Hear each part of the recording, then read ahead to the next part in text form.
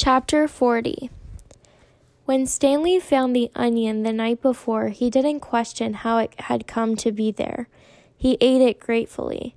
But now as he sat grazing at the big thumb in the meadow full of flowers, he couldn't help but wonder about it. If there was one wild onion, there could be more. He intertwined his fingers and tried to rub out the pain. Then he bent down and dug up another flower, this time pulling up the entire plant, including the root. "Onions! Fresh, hot, sweet onions," Sam called as Mary Lou pulled the cart down Main Street. 8 cents a dozen. It was a beautiful spring morning. The sky was painted pale blue and pink, the same color as the lake and the peach trees along its shore. Mrs. Gladys Tennyson was wearing just her nightgown and robe when she came running down the street after Sam. Mrs. Tennyson was normally a very proper woman who never went out in public without dressing up in fine clothes and a hat. So it was quite surprising to the people of Green Lake to see her running past them. "Sam!" she shouted. "Whoa, Mary Lou," said Sam, stopping his mule and cart. "Good morning, Mrs. Tennyson," he said. "How's little Becca doing?" Gladys Tennyson was all smiles. "I think she's going to be all right. The fever broke about an hour ago, thanks to you. I'm sure the good Lord and Doc Hawthorne deserve most of the credit." "The good Lord, yes," agreed Mrs. Tennyson, "but not Dr. Hawthorne. That quack wanted to put leeches on her stomach. Leeches! My word! He said they would suck out the bad blood. Now you tell me, how would a leech know good blood from bad blood?" "I wouldn't know," said Sam. "It was your onion tonic," said Mrs. Tennyson. "That's what saved her." Other townspeople made their way to the cart. "Good morning, Gladys," said Hattie Parker. "Don't you look lovely this morning?" Several people snickered. "Good morning, Hattie," Mrs. Tennyson replied. "Does your husband know that you're parading about in your bedclothes?" Hattie asked. There were more snickers. "My husband knows exactly where I am and how I am dressed, thank you," said Mrs. Tennyson. "We have both been up all night and half the morning with Rebecca. She almost died from stomach sickness. It seems she ate some bad meat." Hattie's face flushed. Her husband, Jim Parker, was the butcher. "It made my husband and me sick as well," said Mrs. Tennyson, "but it nearly killed Becca. What with her being so young, Sam saved her life." "It wasn't me," said Sam. "It was the onions." "I'm glad Becca's all right," Hattie said contritely.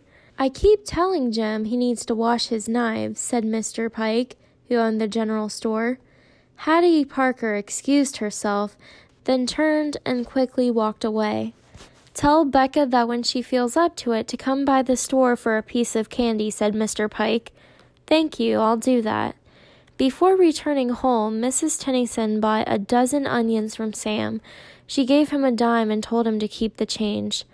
"I don't take charity," Sam told her, "but if you want to buy a few extra onions for Mary Lou, I'm sure she'd appreciate it." "All right, then," said Mrs. Tennyson. "Give me my change in onions." Sam gave Mrs. Tennyson an additional 3 onions, and then she fed them one at a time to Mary Lou. She laughed as the old donkey ate them out of her hand. Stanley and Zero slept off and on for the next 2 days, ate onions all they wanted, and splashed dirty water into their mouths. In the late afternoon, Big Thumb gave them shade. Stanley tried to make the hole deeper, but he really needed the shovel. His efforts just seemed to stir up the mud and make the water dirtier. Zero was sleeping. He was still very sick and weak, but the sleep and the onions seemed to be doing him some good. Stanley was no longer afraid he would die soon. Still, he didn't want to go for the shovel while Zero was asleep. He didn't want him to wake up and think that he had been deserted. He waited for Zero to open his eyes. "I think I'll go look for the shovel," Stanley said. "I'll wait here," Zero said feebly, as if he had any other choice. Stanley headed down the mountain. The sleep and the onions had done him a lot of good as well. He felt strong.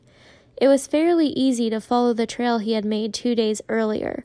There were a few places where he wasn't sure if he was going the right way, but it took just a little bit of searching before he found the trail again.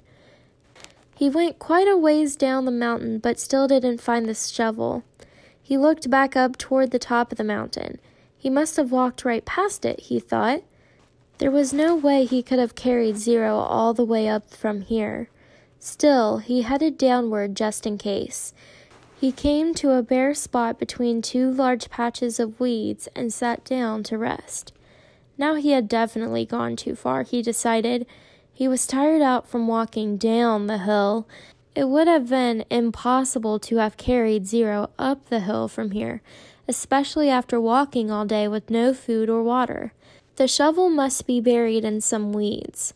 Before starting back up, he took one last look around in all directions. He saw a large indentation in the weeds a little farther down the mountain.